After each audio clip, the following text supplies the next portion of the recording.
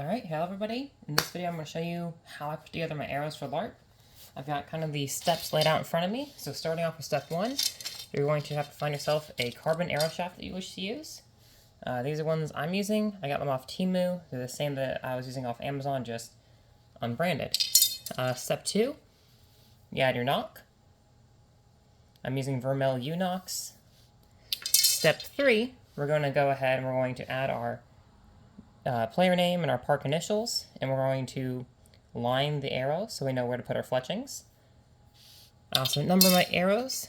The next step after that, step 4, after we get all that done, we're going to add our fletchings. Step 5, once the fletchings are added, we go ahead and put in our insert. Step 6, after we put in our insert, we're going to screw it in and lock it in with one of these 1-inch metal washers and a screw. And after that, we add our foam head, which is, for this case, 4 layers of cant pad, and then 2 that is tension wrapped onto the actual shaft itself. All this adhered together with heat. You use a heat gun to adhere this foam together and actually stays together much better than using spray adhesive. I would say put spray adhesive on the shaft where these 2 foam discs sit back here, because these 2 foam discs sandwich in these 4 with the metal disc in the center there. So, to show you in real time how all this works, we take our carbon arrow shaft, we take our knock, we place it in there, and there's a better way to do it than what I'm about to do, but this just works fast. Place it on the ground, give it a push. There we go. Now we know where our cock vane is going to go. We're going to go ahead and grab out our fletching jig, place it so that the cock vane faces inward here, put our little lining tool there. This is designed to have you glue the fletchings in. However, since we're going to use tape, we're not going to glue them in. Make sure we got paint coming out of our paint pen. Go ahead and draw our first line. And we're going to figure out where that's stopping at, which is right there. Give it a click, which will rotate it. I believe 120 degrees it is. Second line.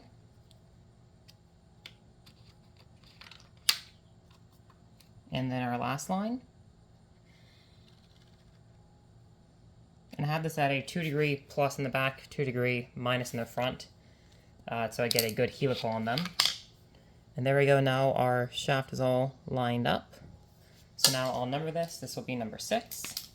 I do the numbers opposite the throat of the knock so that they get less wear on them. And then we're going to add our park name and everything. So I go down about 4 finger widths and then some, and that's where I start. So my player name is Ariel, A-R-I-E-L-P-H, or Phoenix Hollow, and then I also put my phone number on there. After all that's done, we now have a line and knock shaft. We need to add our fletchings. I mentioned that we're using tape to put our fletchings on. I use this Bohing or Bear Paw, whichever brand I can find at the time, fletch tape, and this actually works brilliantly for fletchings. And I'm using 3.5-inch bat wing feathers by Gateway Feathers. I do prefer 4-inch, but 3-inch seems to be working. And essentially just putting the tape on the fletching itself like this, working way all the way down. And I like to leave a little excess at the front. You want to smush it into the fletching itself. And the reason why we're using tape rather than glue is usually with glue you want there to be a little bit of a pocket inside the fletching itself to hold the glue so that it will adhere to the shaft better. Whereas with tape, because it's a flat surface and the feathers are flat, that's what we want to use. After we get our first one taped, we're going to go ahead and peel off the red side of this double layer tape, just like that. Find our cock vane mark, which I did this one backwards, my mistake. Find our cock vane mark, which is here. We're going to go on the inside for a right-handed fletch of that mark that we have. We're just going to follow it all the way down. There we go, and then we can push it on there. And I like to take my nail and run along this bead of the feather itself. And that's in place. And then I'll also put a dab of super glue here, because I don't want this part catching on anything and pulling the fletching off. So now I gotta do the 2 non-index veins, the 2 non-cock veins, whatever you want to call them. And I do different colors for my LARP arrows, because I do try to shoot fast. And just being able to have something else to make it easier to indicate which direction my arrow is going to go on the bow. It makes it easier. I stopped doing quad fletchings. I'm going back to tri-fletch because I'm getting a lot better flight, more stable flights out of my arrows with tri-fletch as opposed to quad fletch. And I'm doing this all in real time so you can see about how long it takes for me to make an arrow, start to finish. And normally I'll have a bunch of these fletchings already taped up like this. The only other thing I'm not showing in real time is making the foam discs, because I do make those in huge batches when I do make them. Like I'll sit down one night and I'll turn this entire blue camp pad from Walmart into discs. Alright, here comes fletch number 2. Again, we're going on the inside, or I'm calling it the inside, this side. So our fletching is to the right of the line we made when facing from the point, or the head, whatever you want to call it. There we go. And the reason we want larger vanes, or larger fletchings in this case, vanes are plastic or rubber, fletchings can be anything. Feathers are only feathers. The reason why you want larger ones, especially in their height, not so much their length, but length plays a portion in it too, is they will trap more air. Yes, it's going to give you more drag on the arrow, and it's going to make distance shots harder, and it's going to make the arrow have more weight towards the back. But having a larger fletching is going to allow it to trap more air, so it stabilizes the arrow faster. So you'll have a much more stable flight. And then if you look at the arrow's fletchings, you'll see that twist in them. That's called the helical. And that helical, yeah, let's try it up here, will also aid in that. So the air is going to come in, hit the side of the fletching, and turn it. And then it will spin as it goes through the air, kind of like the spiral of a football. And then I also like to test them by holding them in my nails and blowing on them, just to make sure that I got it spinning correctly. Now, to put our point in there, I did this a little bit out of order. We're going to take our insert here, which will accept the threads of the screws I'm using, pinch it in a pair of pliers, add a little bit of heat, and I'm literally just heating up that insert for about 5 to 8 seconds. Then we take our hot melt glue. You don't want to heat it up too much because then it'll bust the carbon shaft. And then we put that in the end, and we do a little bit of a twist as we put it in. And we gotta, I dropped it. You gotta give it a little bit of a twist, you put it in so the glue gets everywhere uniformly. Push it in, and then I like to hold it against the ground for a few seconds. Alright, then we gotta let that sit for a minute, so I'll be right back once it's dry. Alright, we're back. Sorry about adjusting the camera there. Our point is now dry and cold, so now we're gonna go a little bit out of order. What we're going to do, move all this stuff out of the way. We're gonna get our foam discs, and you need 6. 4 of them will make up the head of the arrow. 2 of them will make up the backing of the arrow. I had played around with the idea of using a pool noodle clip down for the backing, but that doesn't work so well. And we gotta get a heat gun. So I'm gonna heat up the discs to stick them together, because this actually makes a much stronger bond than 3M contact adhesive. So we're just gonna go like this. Do a little bit on the other one. And stick those two together. Give it a push. And then the part that really gives us the strength after you get it all sandwiched in is we're going to heat up around the side. And I do this on a low setting because I have to hold it in my hands and I don't want to burn my hands. And this will really help solidify these two pieces of foam together.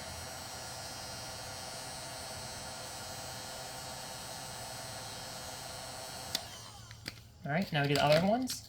And what I use for my discs to cut them out is I trace the inside of a duct tape roll, which is just over 2.5 inches, so my arrowheads are always just over 2.5 inches.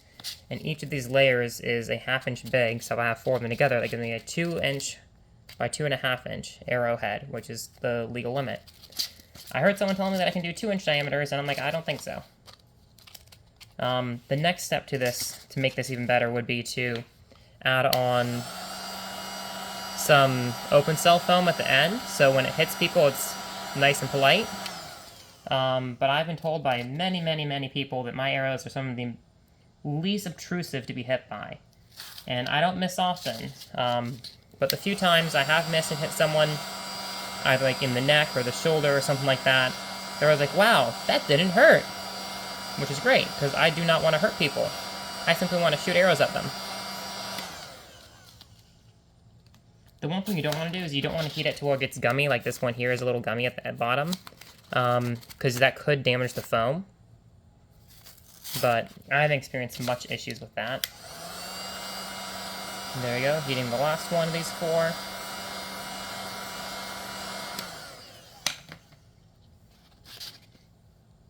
Push it all together, make a sandwich. Then we're going to heat the sides of it. Again, that's on a lower heat setting, so it doesn't melt my hand.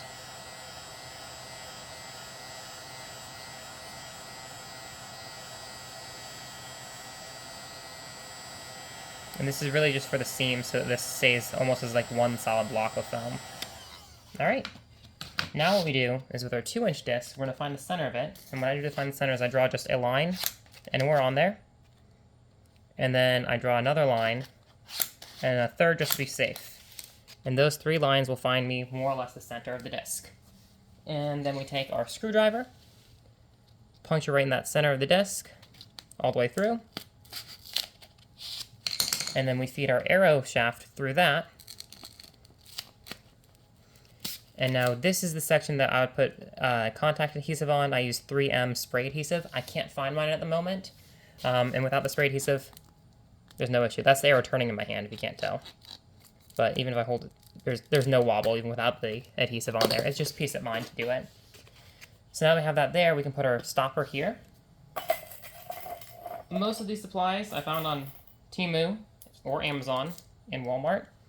1-inch metal disc with a screw going through it. Feeds perfectly into these arrow inserts.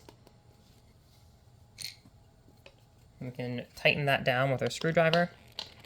I found also that holding the screw with your thumb and grabbing it with your index in the middle and twisting will help tighten it.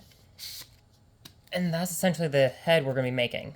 So 2 inches of foam in front of the stopper, and then all that's adhered to the shaft right there.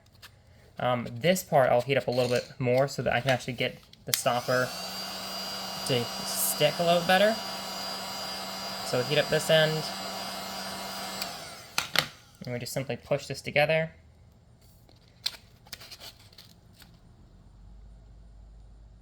And we hold it there for a bit.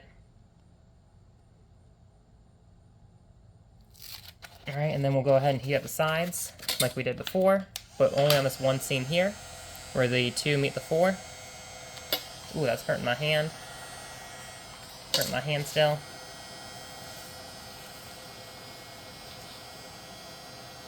I'm also sitting in slightly awkward positions. I can have a camera in front of me. Otherwise, I'd be doing this in a slightly different manner than what I'm doing right now, but it's still going to work. Alright, there we go. And you don't want it to smoke like that, because this is not good to inhale.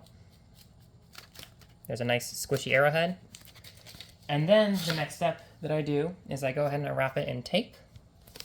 I do 2 strips coming up the sides, one there, and then I do 1 roll here, and I tension wrap this last bit.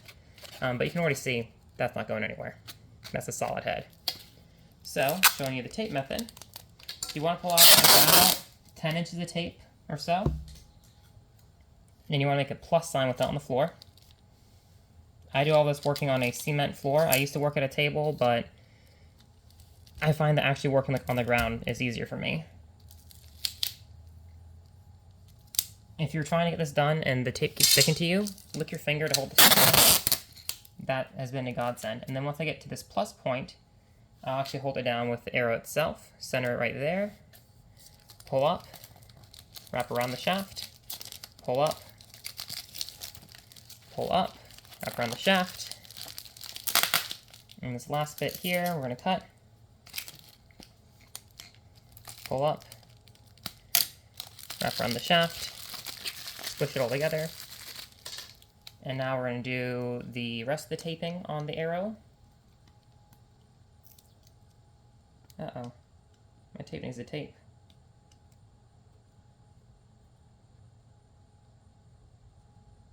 My tape isn't taping. This is the one reason why I really dislike working with packing tape, is it always is difficult to get off. So I go right up to the front of this, and I'll do one layer around here. And then I go down, and I do one layer around the next two. And then I go down, and for the last two I do an additional layer. And then I'll start tension wrapping it. Just these last two.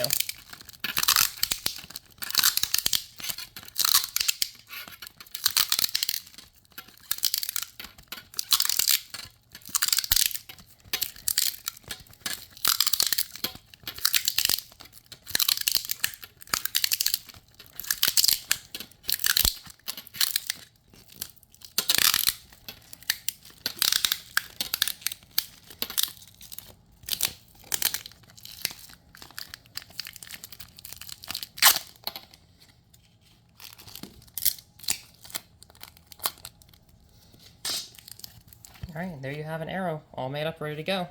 All you need now is a cover. What I do for covers is I cut a 9x9 square fabric, I center this, and then I just tape it on with felt tape. I hope you enjoyed the video. Y'all have a good one. Bye.